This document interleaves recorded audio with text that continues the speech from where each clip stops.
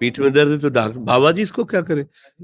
ये बाबा जी क्या करे? जैसे किसी को रोग है, किसी को दर्द है, तो डॉक्टर के पास जाए। आशीर्वाद इससे ठीक है। आशीर्वाद से नहीं ठीक होता। देखो बस वही समझ में नहीं आता, इसी भटकाओं में सब भटक रहे हो। कोई जंतुर बांध देगा, कोई आशीष, इसीलिए तुम सब अच्छे कर्म करो।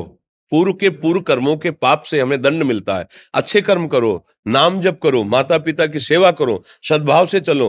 अभी ये कर्म नष्ट हो जाएंगे, किसी से जंतुर बंधवाने की जरूरत नहीं, किसी से आशीर्वाद मांगने की जरूरत है। अब नाम जप ना करो, खाओ मुर्गा मांस, पियो शराब, करो व्यभिचार करो, तो बाबा जी आशीर्वाद दे दे तो कोई आशीर्वाद काम नहीं करेगा। दुर्गति होगी यहाँ भी और वहां भी। हमारी बात समझो।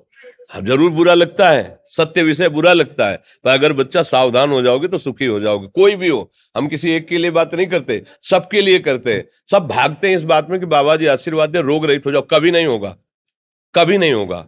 तुम्हारे आचरण ठीक होंगे तब तुम्हारा सब काम बनेगा। हाँ देखो ना, खा रहे हैं जीवों को उबाल उबाल करके मांस, पी रहे हैं शराब, कर रहे हैं बेविचार, बुद्धि भ्रष्ट होगी और नष्ट होना पड़ेगा, क्योंकि आचरण गलत है। कोई आशीर्वाद किसी का काम नहीं करेगा। आप अच्छे आचरण करो, माता पिता की सेवा करो, परिवार की सेवा करो, समाज की सेवा करो, नाम जप करो। शरीर में कोई छोटे मोटे कष्ट आवे उनको सह जाओ, आगे चलकर आप देखो कि कैसी उन्नति होती, अच्छा होगा, मंगल होगा। इस ब्रह्म में ना रहना किसी के आशीर्वाद से कुछ हो जाता है। हम आपको पक्की बात बताते हैं कि आज बाबा के यहाँ गए थे यार, पीठ में दर्द कम हो गया। ये तुम्हारा पुण्य लग गया, पुण्य बन गया, तुम्हारा कर्म। तुम आए ना यहाँ, तो जो जो पाग आगे धरे कोटिन यज्ञ समान, साधु दर्शन के लिए भाव से आए तो तुम्हारा वो रोग नष्ट हो गया, तुम्हारे कर्म से नष्ट हुआ। तुम सत्कर्म किए ना, उससे कर नष्ट हुआ। बात समझो बच्चा, आप हमारे घर के हो सब। आशीर्वाद देने से हम कई बार कहा कि अगर तुम सुखी हो जाओ तो हम किसी से न मिले, चुपचाप अपने कमरे में बैठे केवल आशीर्वाद देते रहे सबको। लेकिन नहीं सुखी होगे। सुखी होगे तुम अपने कर्म से। को न काहू के सुख दुख कर दाता, और निज कृत कर्म भोग सुन भ्राता। हे भाई, अपने कर्म का भोग ही आपको भोगना पड़ेगा। कोई भी तुम्हारे कर्म को नहीं मिटा सकता, एकमात्र भगवान।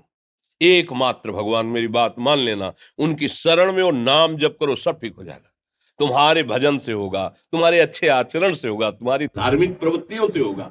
अब ये बात ना समझो तो फिर हम क्या कह सकते हैं? नहीं, हाँ यही तुम्हारा जन्मदिन की सफलता है कि हमारी बात मान लो, राधा राधा रटो, कोई नशा मत करना, अपने माता पिता की सेवा करो, समाज की सेवा करो जितना। और जो कष्ट है वो स्थायी नहीं है।